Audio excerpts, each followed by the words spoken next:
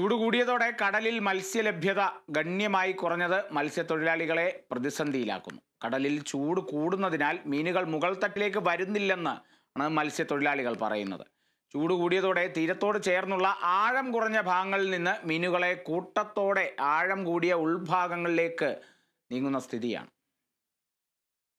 വരും ദിവസങ്ങളിൽ താപനില ഇനിയും ഉയരാൻ സാധ്യതയുള്ളതിനാൽ മത്സ്യലഭ്യത വീണ്ടും കുറയുമോ എന്ന ആശങ്കയിലാണ് തൊഴിലാളികൾ. മത്സ്യലഭ്യത കുറഞ്ഞതോടെ തമിഴ്നാട്, കർണാടക, ഗോവ തുടങ്ങിയ സംസ്ഥാനങ്ങളിൽ നിന്നും വലിയ തോതിൽ കേരളത്തിലേക്ക് മത്സ്യം ഒഴുകുകയാണ്. ചൂട് ഗണ്യമായി ഉയർന്നതോടെ കടൽ മത്സ്യങ്ങളുടെ വളർച്ചയെയും ബാധിച്ചിട്ടുണ്ട്. ഇത് കാരണം മത്സ്യത്തിന് കടുത്ത ക്ഷാമം നേരിടുകയും മത്സ്യമേഖല പ്രതിസന്ധിയിലാവുകയും ചെയ്യുന്നു. മത്തി മാത്രമേ ഇപ്പോൾ സുലഭമായി ലഭിക്കുന്നുള്ളൂ എന്ന് മത്സ്യത്തൊഴിലാളികൾ പറയുന്നു. എന്നാൽ ഇവയ്ക്ക് വലിപ്പം തീരെയില്ല. കൊഞ്ച്, ഞണ്ട്, അയല എന്നിവ ഈ സീസണിൽ സുലഭമായി ലഭിക്കേണ്ടതാണ്. എന്നാൽ കാലാവസ്ഥാ വ്യതിയാനം മൂലം ഇവയുടെ പ്രജനനം വളരെ കുറഞ്ഞു. കാലാവസ്ഥാ വ്യതിയാനം മൂലം ഉഷ്ണജല പ്രവാഹവും കടലിൽ കൂടിയിരിക്കുകയാണ്. ഇതോടെ കടൽ സസ്യങ്ങളും ഇല്ലാതാവുന്നു. സസ്യഭുക്കായ മത്തി അടക്കമുള്ള മത്സ്യങ്ങൾ ഭക്ഷണമില്ലാതെ മതിയായി വളർച്ചയെത്താതെ നശിക്കുന്ന സാഹചര്യമാണ് ഇപ്പോൾ നിലവിൽ. കടലിൽ മത്സ്യങ്ങളെ ഭക്ഷണമാക്കുന്ന കടൽപ്പന്നി, കടൽമാക്രി എന്നിവയുടെ കൂടുതലായുള്ള വരവും മത്സ്യസമ്പത്ത് നശിക്കുന്നതിനുള്ള കാരണമാകുന്നു. മത്സ്യലഭ്യത കുറഞ്ഞതിനൊപ്പം ബോട്ടുകളിൽ ഉപയോഗിക്കുന്ന മണ്ണെണ്ണ, ഡീസൽ, പെട്രോൾ എന്നിവയുടെ വിലവർധനവും മത്സ്യബന്ധന മേഖലയുടെ നടുവൊടിക്കുകയാണ്.